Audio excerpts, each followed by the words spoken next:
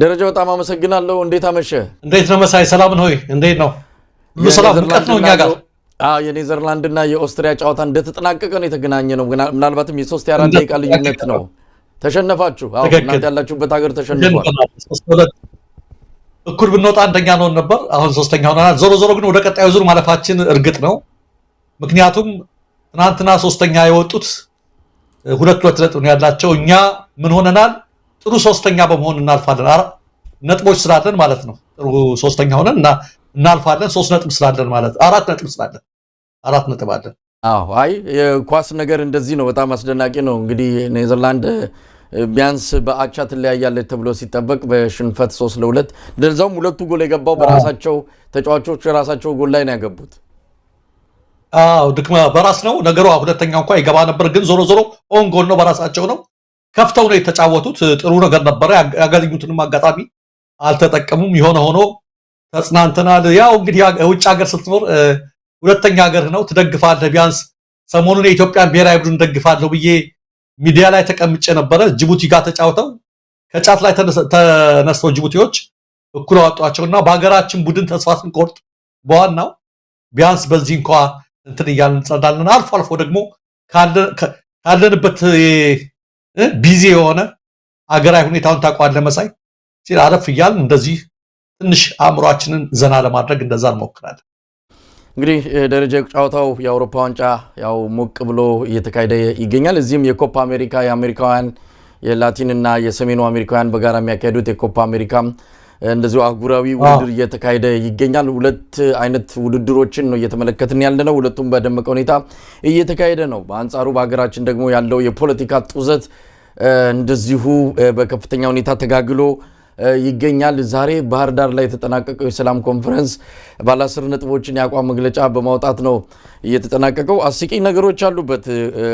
ምናልባት ይሄ የሰላም ኮንፈረንስ ለምን አስፈለገ፣ ማን አዘጋጀው፣ ማን ተገኘ የሚለውን ነገር በደንብ ሊያሳይልን ከቻለ እንደው ይሄ ፎቶግራፍ የሆነ ነገር ይገልጻል ብለን እንጠብቃለን። ይሄ የስብሰባው ላይ እንግዲህ የተገኙ መንግስት አመራሮች ናቸው። እጅ ለእጅ ተይዘዋል። አንድ ሌላ አይነት ሰው አታይም። በሙሉ ብልጽግናዎች ናቸው ከላይ እስከታች። የክልል፣ የፌዴራል፣ የመከላከያ አመራሮች፣ የፌዴራል ፖሊስ ምክትል ኮሚሽነር፣ እነዚህ ሁሉ ነው የተገኙበት። እጅ ለእጅ ተይዘዋል። ምንድነው አሁን እዚህ ላይ ምንድነው የሰላም ኮንፈረንስ የሚያስብለው? ብልጽግና ለብልጽግና ተጨባብጦ ምንድነው የተገኘው ውጤት የሚለው ነገር እንደው አስገራሚ ሆኖ ይነሳል። ለማንኛውም ባለ 10 ነጥብ የአቋም መግለጫ ወጥቷል። ከ10ሩ የአቋም መግለጫዎች እንግዲህ ሲጀምር መከላከያ ሰራዊትን ሰማይ ሰቅሎ ክብርና ምስጋና ይገባዋል ብሎ ይጀምራል መግለጫው። ይሄ መከላከያ ሰራዊት ነው እንግዲህ የአማራ ክልልን ለአንድ ዓመት ያህል ህዝቡን ሲያፍን ሲገድል ህፃን አዋቂ ሳይል በጣም በጭካኔ እውነት ለመናገር ምንድነው ኢትዮጵያዊ ላይ እንዲህ አይነት ጭካኔ ይፈጽማል በማይባል መልኩ መከላከያ ሰራዊቱ የአማራ ተወላጆችን ሲጨፈጭፍ ይደከረመው። ይህም መከላከያ ሰራዊት በማመስገን የሚጀምር የሰላም ኮንፈረንስ እውነት ለመናገር የሰላም ኮንፈረንስ አይደለም። ደረጃ እንዴት አገኘው? መሳይ እንግዲህ ቅድም ይሄን ነገር መረጃዎች ከትላንት ጀምሮ ሲወጡ ነበር። በባህር ዳር እየተደረገ ስላለው የሰላም ኮንፈረንስ በኮቴሽን አድርገው የሰላም ኮንፈረንስ የሚለውን ሰሞኑን የመከላከያ ጀነራሎች በአማራ ክልል በተለያዩ በ4 እና በ5 ቦታዎች ዋና ዋና ከተሞች በጣም ታጅበው በከፍተኛ ሁኔታ ከቀናት በፊት ሁላችን እንደምናስታውሰው ስብሰባ ሲያደርጉ ነበረ። እሱን ተከትሎ በአዲስ አበባ በሙዚየም በአድዋ ሙዚየም አዳራሽ ጀነራል አበባው የመሩት ስብሰባ ተደረገ። ጀነራል አበባውና የሲቪል አመራሮች መሩት የተባለ ስብሰባ ተደረገ። ነው ወይዘሮ አዳነች አቤቤ የጠሩት ማለት ነው። ያሁኑ ማጠቃለያ ነው ተባለ። ማጠቃለያ ነው። በማጠቃለያው በፊት ግን ምንድነው በእነዚህ ስብሰባዎች ላይ የተነሱት ሐሳቦች ምን ነበሩ የሚል ነገር ተነስቶ ነበርና ከጀነራል አበባው ጎን የነበሩት ጀነራል ሰለሞን ቦጋለ እሳቸው ናቸው ጨምቀው የስከዛሪዎችን የህዝብ ብሶቶችን ማለት ነው በየመድረኮቹ ተነስተዋል የተባሉትን የህዝብ ብሶቶችን ያቅርቡ በሚል ሁኔታ ላይ አቀረቡ። ዛሬ ባህር ዳር ላይ ትናንት በተጀመረው ባህር ዳር ላይ እሱን አቀረቡ። የህዝቡ ብሶት ይሄን ይመስላል አሉ። እናረጋ ከበደም ተማጽኑ። እዚህ የሰበሰብናችሁ ችግራችንን ውስጥ ጉርጉራ በማውጣት የመፍትሄ አቅጣጫ እንድታሳዩን ነው አሉ። አገኘሁ ተሻገርም በተለይ እዚህ ያላችሁ ሽማግሌዎችና የሃይማኖት አባቶች ታሪካዊ ኃላፊነታችሁ መወጣት አለባችሁ እያሉ ሲነዘንዟቸው ነበር የከረሙት።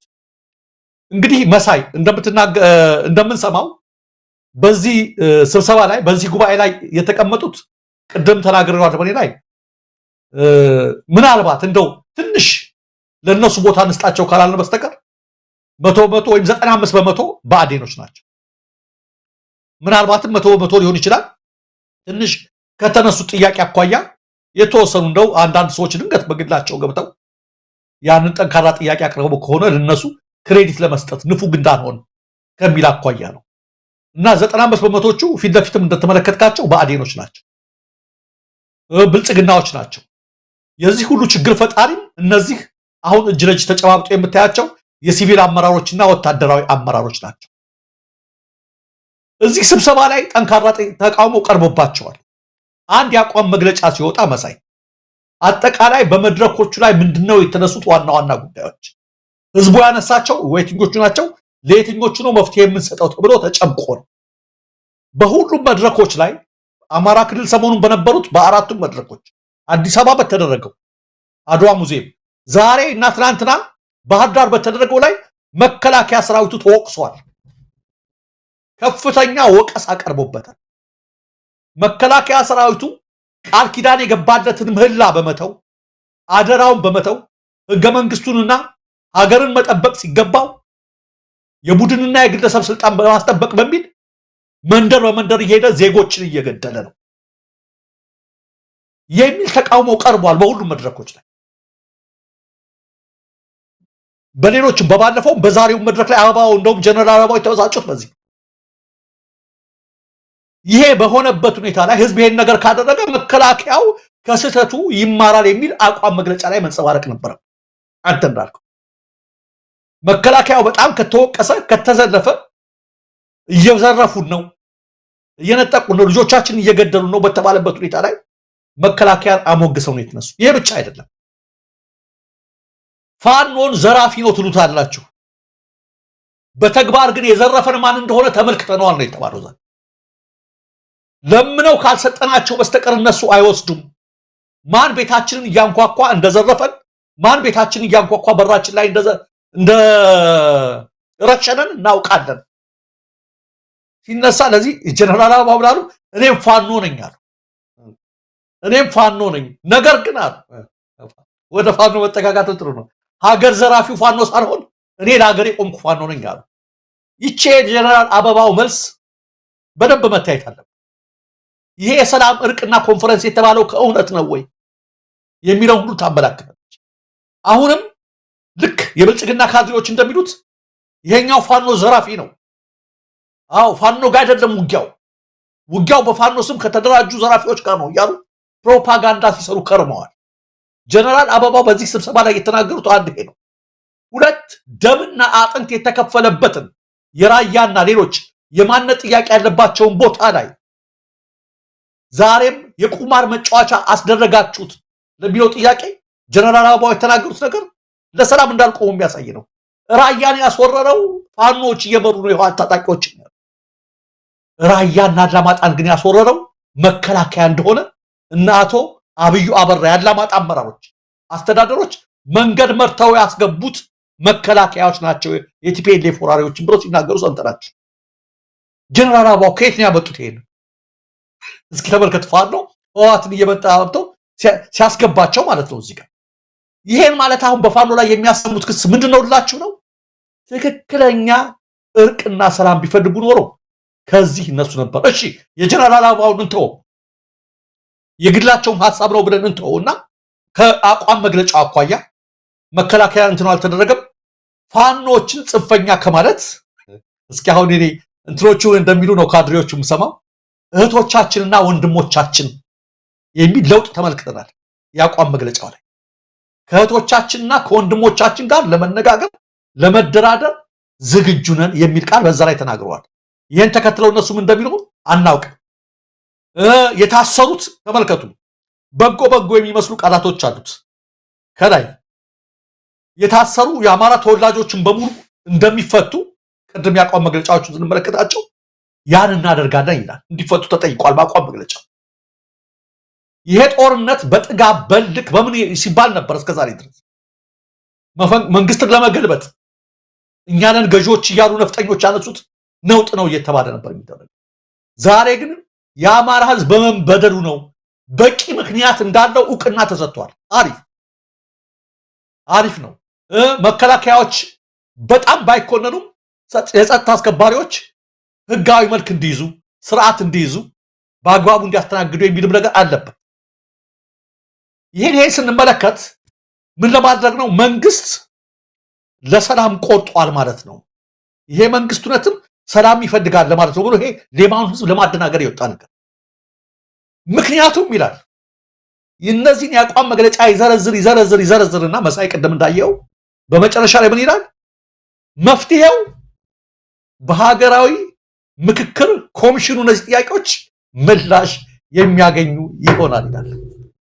እምቢ አትበለው እምቢ እንዲልህ አድርገው ማለት ይሄ ነው። ውጣት በለው እንዲወጣ አድርገው ግፋው።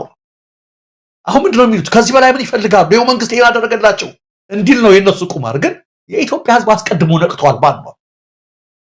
እነዚህ ሁሉ ነገሮች የሚመለሱት በማን ነው አሉ? ተመልከቱ። በዜሮ ሲያባዙ 1000 ሲባዛ በዜሮ ውጤቱ ምንድነው? ዜሮ ነው። 100 ሲባዛ በዜሮ ዜሮ ነው። የደረደሯቸው ነገሮች ሁሉ ከልብ እንዳልሆነ የምትመለከቱት መጨረሻ ላይ በምንድነው ምስማር ነው የመቱት? ጥያቄዎቹ በምክክር ኮሚሽኑ ምላሽ ያገኛሉ። ለራሷ ክርስትና አልተነሳች ልታቋቁም መጣች፣ በዛ የምክክር ኮሚሽን ማለት ነው። ስለዚህ ምንድን ማለት ፈልጌ ነው? አሁንም ያለውን ሁኔታ ኦኬ፣ አንዳንድ ተርሚኖሎጂ አንዳንድ ቃላትን ለመቀየር ምን እንትን ብለዋል። ሂደት ሊፈጅባቸው ይችላል እና አበባው ከተናገሩት ከሰማናቸው ነገሮች አኳያ የመጨረሻው ቋጠሮ የአቋም መግለጫው የፕሬስ ሪሊዙ የአቋም መግለጫ በምክክር ኮሚሽን ውሳኔ ያገኛል እስከሚል ድረስ አሁንም ውሃ ቢወቅጡትም ቦጭ ነው። ምንም አዲስ ነገር አላመጡ። አሳመሩት፣ አደረጉት፣ በቃላት አሽሞነሞኑት፣ መጨረሻ አፈረሱት ነው። ስለዚህ ጥንቃቄ አሁንም ያስፈልጋል። ከፍተኛ ጥንቃቄ ያስፈልጋል። ይሄ ነገር ከአቅማቸው በላይ እንደሆነ ተረድተውታል። አጣብቂኝ ውስጥ መግባታቸውን አውቀውታል። መተንፈሻ ፈልገው ያዘጋጁት መድረክ ለመሆኑ ምንም ጥያቄ የለውም። ነገር ግን ይሄ ይሳካል የሚለውን አብረን የምንመለከት ነው። ደረጃ እውነት ለመናገር ጊዜ ሰተንም ልንነጋገርበት የሚገባ አይደለም። ይሄ ቲያትር ነው። ያው ብልጽግና ለብልጽግና ተነጋገረ። እነሱ ችግር አምጪዎች፣ እነሱ መከራ አምጪዎች፣ እነሱ ማታ አምጪዎች፣ አሁን ደግሞ እነሱ መፍትሄ ፈላጊዎች ሆነው ሲመጡ ሁሉ ጊዜ ሞኝ የለም፣ ከዚህ በኋላ መፍትሄው ከናንተ እጅ ስላልሆነ ከናንተ የምንጠብቀውም ነገር የለም ብሎ ፋኖ ውሳኔ ወስኗል። ፋኖ ብቻ አይደለም፣ የኢትዮጵያ ሕዝብ አሁን ሰዓት ከአብይ ስለ ኢትዮጵያ መፍትሄ ይገኛል ብሎ አይጠብቅም። አብይ በፊትም የችግሩ አካል ነው፣ አሁንም የችግሩ አካል ሆኖ ይቀጥላል። የባህር ዳሩ ኮንፈረንስ የስብሰባዎቹ ማጠቃለያ ነው አለ አረጋ ከበደ። ስብሰባዎቹ ማን ነበር ሲያደርግ የነበረው? ስብሰባዎቹን እኮ ጀነራሎቹ ነው ሲያደርጉ የነበሩት። የሲቪል አስተዳደሩን የአማራ ብልጽግና አብይ አህመድ በምስለኔ እንዲህ የሰየመውን አስተዳደር እኮ አላመነውም። ጀነራሎቹ ናቸው እንደ ወታደራዊ አገዛዝ አማራ ክልል ላይ ስብሰባውን ጠርተው አከናውነው ሪፖርቱን ለአረጋ ከበደ ወሰዱና ባህር ዳር ላይ የሰላም ኮንፈረንስ ጠሩ። የጠሯቸው ሰዎች ምን ያደርጉ? የሀገር ሽማግሌዎች፣ ታዋቂ ሰዎች ናቸው። ምንም ሊያደርጉ የሚችሉት አይደለም። ፋኖ ከዚህ በፊት አሳውቋል። ታቦት ተሸክመው የመጡ አባቶችን እኮ መልሷል ፋኖ። ከዚህ በኋላ የአማራ ህዝብ ጥያቄ በኃይል ይመለሳል። ሞክረናል፣ ጠይቀናል፣ የመጨረሻ ሰልፍ ብለን አሳውቀን አድርገናል። አሁንም ቢሆን በኃይል በክንዳችን ካልሆነ